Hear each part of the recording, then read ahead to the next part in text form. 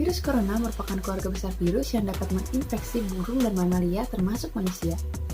Virus corona termasuk ke dalam zoonosis atau penyakit yang dapat ditularkan melalui hewan ke manusia. Virus corona muncul dan dikenal sebagai COVID-19 yaitu pada saat wabah di Cina pada tahun 2019 dan menyebar di seluruh negara sehingga WHO mendeklarasikannya sebagai pandemi global. Hingga pada 2 Maret 2020, pertama kalinya pemerintah mengumumkan 2 kasus positif COVID-19 di Indonesia. Hingga saat ini, kasus COVID-19 di Indonesia semakin meningkat dan semakin banyak memakan korban jiwa. Tercatat dalam waktu 1 tahun, sudah sebanyak 644.000 yang menjadi korban. Segala bentuk upaya untuk memutus mata rantai sudah dilakukan, namun tidak sedikit informasi atau hoax yang beredar di masyarakat terkait COVID-19. Apa aja sih informasi yang beredar di masyarakat? Itu mitos atau fakta?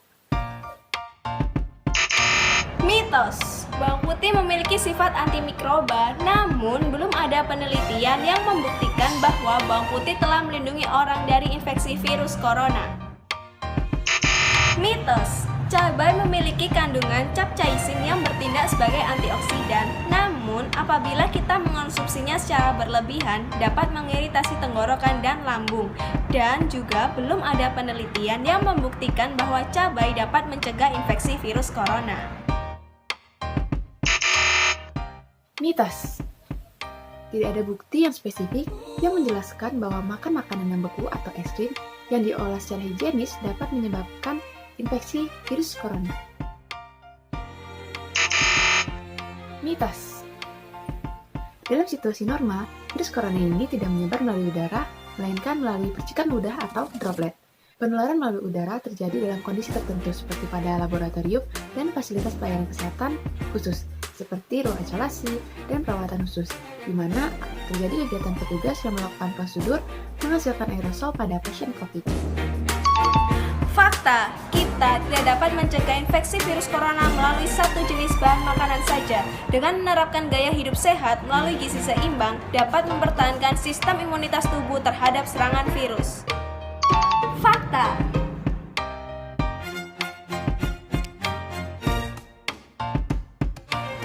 Hal ini disebabkan karena orang dengan obesitas mengalami sindrom metabolik di mana sistem kekebalan tubuh mereka mengalami penurunan atau ketidakstabilan. Yang pertama, pakai masker dengan cara dan bahan yang tepat yaitu masker medis. Yang kedua, jaga jarak dengan orang lain minimal 1 meter. Yang ketiga, cuci tangan menggunakan sabun atau hand sanitizer dengan minimal alkohol 60%. Yang keempat, di rumah saja atau lakukan isolasi mandiri apabila tidak enak badan atau merasakan gejala yang ringan. Yang kelima, tutup hidung dan mulut apabila bersin dan batuk menggunakan tisu ataupun siku. Yang keenam, hindari menyentuh area mata, hidung, dan mulut. Yang ketujuh, hindari kerumunan atau ruangan dengan ventilasi yang buruk. Yang kedelapan, bersihkan dan lakukan desinfeksi pada area permukaan benda yang sering dipegang. Yang ke-9, lakukan perilaku hidup bersih dan sehat agar dapat meningkatkan daya tahan tubuh. Lalu gimana sih cara penerapannya? Yang pertama, biasakan makan teratur dengan gizi seimbang yaitu 3 kali makan utama dan 2 kali selingan. Yang kedua, perbanyak konsumsi sayur dan buah-buahan yang berwarna-warni. Yang ketiga, perbanyak probiotik dan prebiotik untuk meningkatkan daya tahan tubuh kita.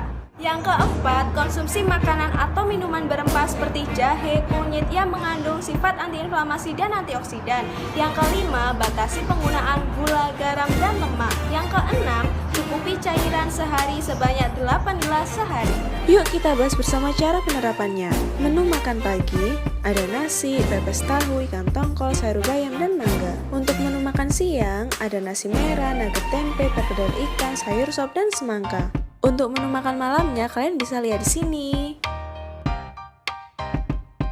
Dan untuk snacknya, ada puding labu, bola-bola ubi, dan roti isi sesuai selera kalian.